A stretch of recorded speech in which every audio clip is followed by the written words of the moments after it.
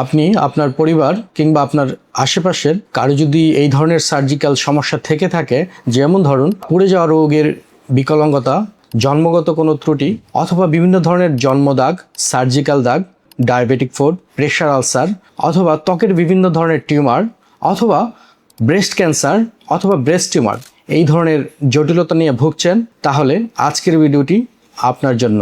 আমি একজন প্লাস্টিক এবং রিকনস্ট্রাকটিভ সার্জন। আমি কর্মরত আছি national institute of burn and plastic surgery, ঢাকাতে। এই রিকনস্ট্রাকটিভ সার্জারির মধ্যেই মূলত আমরা যেই ধরনের বার্নের রিকনস্ট্রাকশন করে থাকি, অর্থাৎ বার্ন পরবর্তী যে ধরনের বিকলাঙ্গতা তৈরি হয় তার পুনর্গঠন করে থাকি, তার মধ্যে অন্তর্গত আবার হচ্ছে ধরেন বিভিন্ন ধরনের জন্মগত ত্রুটি, ঠোঁট কাটা, তালু কাটা, হাতের জোড়া আঙ্গুল, অতিরিক্ত আঙ্গুল অথবা সিন্ডেকটাইলি, এই ধরনের চিকিৎসা করে থাকি। আবার বিভিন্ন ধরনের ভাস্কুলার ম্যালফরমেশন অথবা ভাস্কুলার টিউমার আমরা বলে থাকি, সেগুলোর চিকিৎসা আমরা করে থাকি।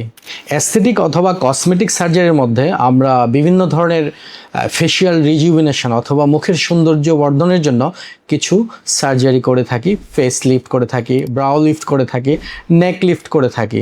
আবার বডির কন্ট্যুরিং অথবা বডির সঠিক অবয়ব ঠিক করার জন্য কিছু প্রসিডিউর করে থাকি, যেমন অ্যাবডোমিনোপ্লাস্টি, টামি টাক করে থাকি।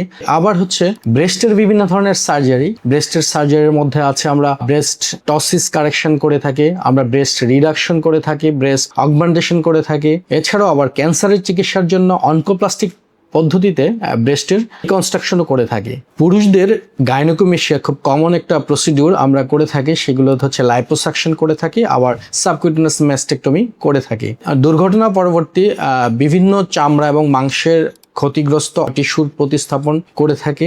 যে ঘাটা দীর্ঘদিন ধরে ড্রেসিং অথবা কনজারভেটিভ পদ্ধতিতে শুকাচ্ছে না, সেই ঘাগুলির কথা বলা হয়। তার মধ্যে অন্যতম হচ্ছে ডায়াবেটিক ফুটের বিভিন্ন ধরনের চিকিৎসা আমরা করে থাকি। এর মধ্যে হচ্ছে পা বাঁচানোর জন্য আমরা বিভিন্ন ধরনের অল্টারনেটিভ সার্জারি করে থাকি।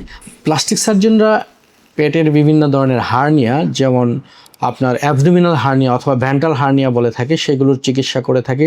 এর মাধ্যমে আমরা আবার ডায়াস্টেসিস রেকটাই অথবা যে পেটের যে মাংসপেশি শিথিল হয়ে যাওয়া, সেগুলোকে পুনর্গঠন করে থাকি।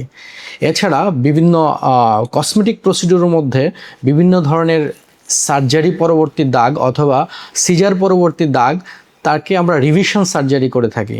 আবার ত্বকের বিভিন্ন ধরনের ক্যান্সারের চিকিৎসা, যেমন হচ্ছে আমরা স্কোয়ামাস সেল কার্সিনোমা, বেজাল সেল কার্সিনোমা এবং ম্যালিগন্যান্ট মেলানোমার মতো জটিল রোগের চিকিৎসার জন্য রিকনস্ট্রাকশন করে থাকি। প্লাস্টিক সার্জারিটা মূলত সার্বজনীন চিকিৎসা, কারণ এখানে কোনো এজ লিমিটেশন নাই, এখানে কোনো রিজন লিমিটেশন নাই, এখানে কোনো অর্গান লিমিটেশন নাই। এই জন্য বলা হয়ে থাকে প্লাস্টিক সার্জারিটা মূলত সার্বজনীন চিকিৎসা। প্লাস্টিক সার্জারির চিকিৎসা হচ্ছে মাথার চুল থেকে পায়ের নখ পর্যন্ত বিস্তৃত। তাই আপনাদের বলবো, আপনার সমস্যা যতই পুরানো হোক, হতাশ হওয়ার কোনো কারণ নেই। সঠিক রোগ নির্ণয় এবং প্রয়োজন অনুযায়ী আধুনিক সার্জিক্যাল চিকিৎসার জন্য একজন দক্ষ প্লাস্টিক সার্জনের পরামর্শ নিন। একজন রোগীর অপারেশন প্রয়োজন কিনা, কী ধরনের চিকিৎসা পদ্ধতি প্রয়োজন এবং কী ধরনের সার্জারি তার জন্য উপযুক্ত, তা জানতে আজই অ্যাপয়েন্টমেন্ট নিন।